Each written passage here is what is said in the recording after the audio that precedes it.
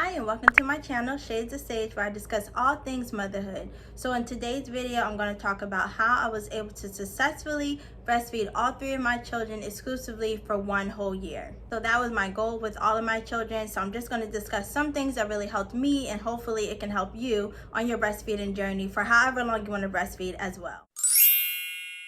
So the first thing that I want to start off with, the most important thing, at least it was for me, is having a really good support system. So all of my family, they supported me with my breastfeeding. I didn't really get too many negative comments from my family. I was able to breastfeed freely around them, so I never really had any issues with that. So just knowing that they supported me helped me a lot with my breastfeeding journey. I didn't have people saying you shouldn't be breastfeeding or why are you still breastfeeding, things like that. So just having people that was around me that were the closest to me, they supported me with my breastfeeding goals, with my breastfeeding journey and all of that. I think that's very, very important, is that you do have people, especially people that you love and people that love you, that really support you with breastfeeding and don't discourage you from breastfeeding. That's very important and necessary in my opinion. I also had the privilege of being able to stay home to breastfeed. So with my first, I didn't go back to work until she was 6 months old. So I had all of that time to really just stay with her, breastfeed her on demand, and that wasn't an issue. And then when I did go back to work, it was overnight, so she was sleeping during that time anyway. So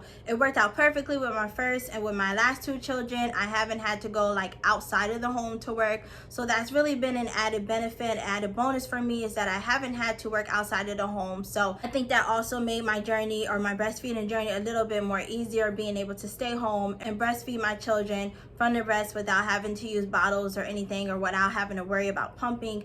Definitely made my breastfeeding journey a little bit easier. Not that you can't do it if you are working, or that you can't do it if you're pumping or using bottles. You can do that. But for me, I think just being able to be home with them definitely helped me to breastfeed, as long as I did breastfeed them. And then knowing someone personally that has breastfed, which I have mentioned this in my very first video on YouTube. So if you'd like to check that out, it's my top tips for breastfeeding exclusively.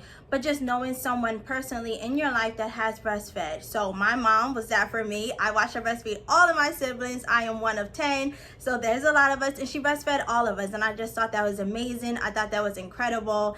And she's probably going to kill me for telling this story. Sorry, Mom. But when she had the twins, so that is number 6 and 7? 7 and 8?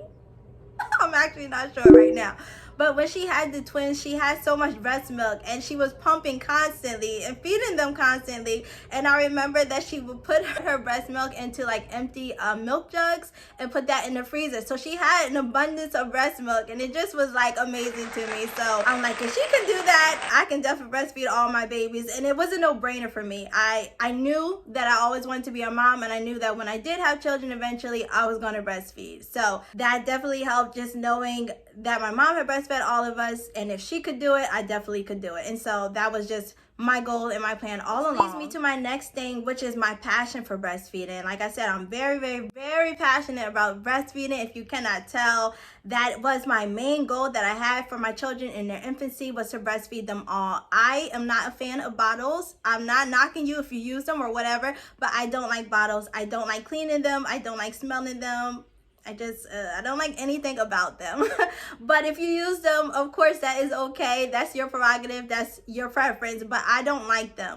And I did have to use bottles with my oldest because she was born early. She was in the NICU, and she was there for 5 weeks. So we had to use bottles.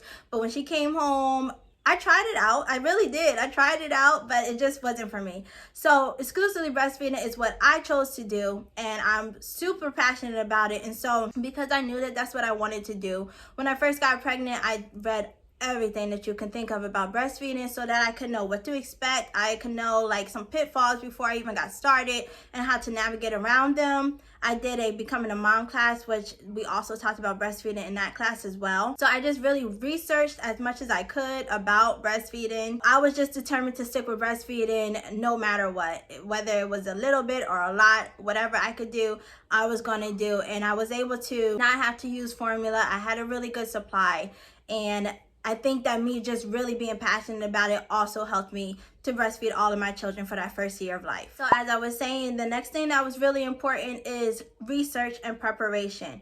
know what to expect during your breastfeeding journey, know the stages of the baby's growth, knowing that they have growth spurts. So of course, if they have growth spurts, they're eating more. It doesn't mean that you're not producing enough milk. It just means they want to eat more frequently. Knowing that you may go through cycles of low supply. So sometimes women, when their menstrual cycle starts again after birth, sometimes during that period they'll have a lower supply. Stress can also lower your supply. So just knowing like kind of what to expect, and when you do run into those problems or those issues, knowing how to correct them, knowing how to boost your milk supply, whether it be naturally, whether that's drinking lactation tea or eating lactation cookies or pumping, like just doing the things that you need to do to help support you for your breastfeeding journey for as long as it is that you want to go. So kind of knowing what to expect down the line before you even start, I think is a really good suggestion. Just researching as much as you can about breastfeeding and watching other people maybe talk about breastfeeding, and that will definitely help you on your breastfeeding journey. And then the last thing that I want to point out about successfully breastfeeding for a year and even longer than that, if that's what you want to do, is following your baby's cues, especially initially when they are a newborn, following their feeding cues. So whenever they show signs of hunger, whether it be licking their lips or smacking their lips or trying to root on you, or you may put them up against your face and then they start sucking on your cheek, just feeding them when they show the signs, which will of course keep your milk supply up, and it will help to establish that breastfeeding relationship with your child where you will recognize your baby's cues when they're hungry and feed them before they get too hysterical, or just all of those things, all of those problems that you can run into. So feeding on demand as much as possible. And breastfeeding your baby is not just for nutrition for your baby. It's also a comfort mechanism for them. It also is a bonding experience for you and for the baby, an attachment experience for you and the baby. So it's not just about feeding per se, it's a lot of other things. So feeding on demand, even if your baby has eaten like 30 minutes previously or 15 minutes previously, will definitely help you, definitely will contribute to you breastfeeding for as long as you would like to breastfeed. So just a reminder to take care of yourself while you're breastfeeding. Like I was saying before, it's a very intimate bond between the mother and the baby and her child. And your supply depends not just on what you eat and what you drink, but on your emotions as well. So really just trying to keep your stress levels down will definitely keep your milk supply up, and making sure that you're eating as healthy as you can and drinking as much water as you can, because if you're dehydrated, you're definitely going to feel it in your body and you may produce less milk in that case too. So just really trying to take care of yourself while you're breastfeeding. And remember that breastfeeding doesn't have to be all or nothing. It doesn't have to be exclusively breastfeeding. It doesn't have to be not using bottles. It can be breastfeeding here, some formula here, or pumping here, or exclusively breastfeeding here, straight from the breast. It doesn't have to be all or nothing. Any amount of breast milk that you can give to your baby is wonderful.